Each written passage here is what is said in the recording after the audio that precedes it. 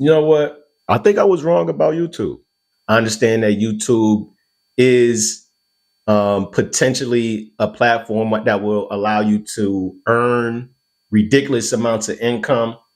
I understand that YouTube is a place where you can express yourself not on your own terms, within the rules, guidelines, and the terms set by YouTube. You can do that.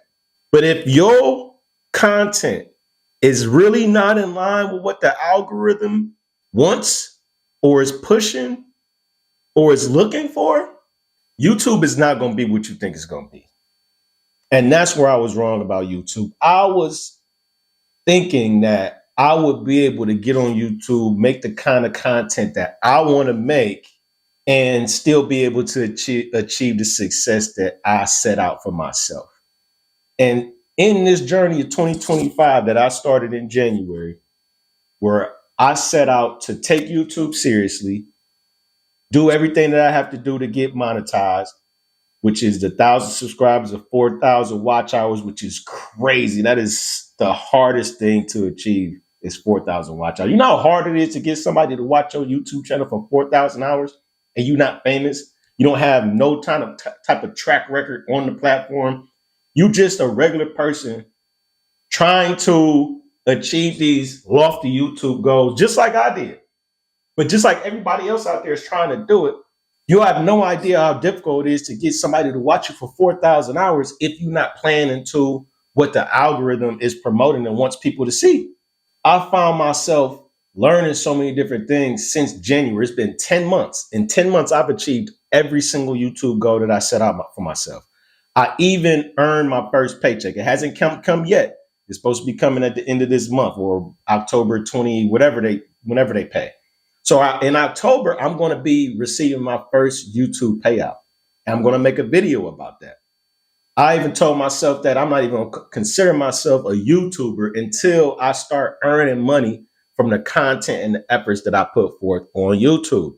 I still don't feel like I can call myself a YouTuber based off of receiving one check. Because what I learned has to go into receiving a payout on YouTube has got me recalibrating. It's got me rethinking what I need to do moving forward, how I need to move, what type of content I'm gonna make. So if you are somebody who's looking to start a YouTube channel, if you have a YouTube channel, you're trying to grow it, again, this is the content that I really like talking about, which I'm not very popular on YouTube for talking about it. I don't know why, but I'm going to attempt to see if my YouTube related content is agreeable with the YouTube algorithm. Because I'm telling you, as easy as it is to talk about celebrity gossip and breaking news and things that just come across everybody's feed that is sensationalized, that is rage baiting, that just gets people caught up in the emotions, whatever's trending. If you are not willing to do what's trending, it's going to be very difficult for you to get into these YouTube algorithms.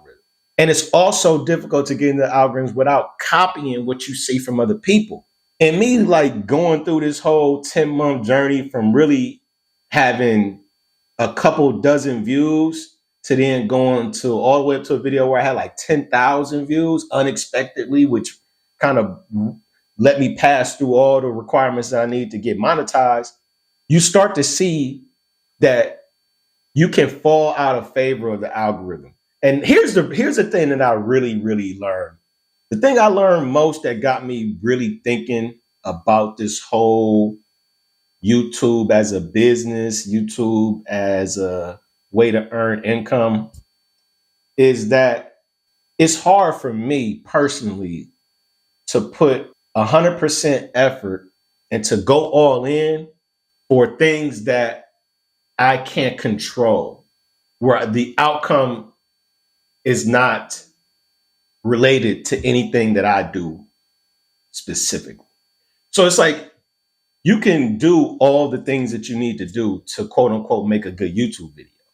You could be charismatic, you could have a good energy, the content could be fire, the video is fire, the sound, the editing, the thumbnail, all this stuff, right, could be fire. But when you put it out there, when you press publish, it is no longer up to you how many people view that video, if people decide to click on the video, if it's algorithm friendly. It's no longer up to you. You just have to do everything that you feel is in your power, in your control, and put forth a product that you feel you're proud of. And then you just have to literally let the algorithm do what it does. It's no longer it's no longer organic. I think that's the word. It's no longer organic. It is fueled by the algorithm and what the algorithm decides to do. We have literally no control over that. I did an experiment where I used ChatGPT for all of my videos for about 3 months. I used ChatGPT for my titles, my video descriptions, thumbnail captions, everything. And for a while, I thought that my ChatGPT AI method was working. And then I was like, you know what? Let me see if it's actually AI that is helping me get into the algorithm and make my videos SEO compatible, right? So I'm like, I'm gonna stop using ChatGPT. And for 2 months, I made videos without putting in the description in the box, without using ChatGPT to come up with my titles, captions, thumbnails, anything. And I noticed that I was still getting similar results to when I was using ChatGPT and fully optimizing my videos with keywords, hashtags, titles, everything. And I was still getting similar results. So I'm like, man, is that because I'm in the algorithm? Is the algorithm just pushing anything that I do at this moment? Or is it more about the content of the video that I'm doing that has people intrigued? And honestly, I think it's really what's trendy at the moment. If you do a video about a topic that people are searching, that's trendy, that is going viral, that has a lot of people searching, then you're probably going to get seen because the algorithm is going to push your video in front of people for that specific topic. Even new creators, it gives a boost. But after a while, I'm seeing that if you are not willing to continue down that path of algorithm friendly videos, you kind of fall out of favor at that moment. And it's almost like, it seems like, and this isn't written down anywhere, but it seems like you have to work yourself back up to the algorithm good graces. I'm learning this. I'm still experimenting, but I just wanted to make this video because what I thought YouTube was going to be like in January 2025 is not the same thing that I'm seeing in October 25 once I'm fully monetized and making money on YouTube. It's like a stark difference. And I'm not going to quit on it because, of course, this is something I enjoy.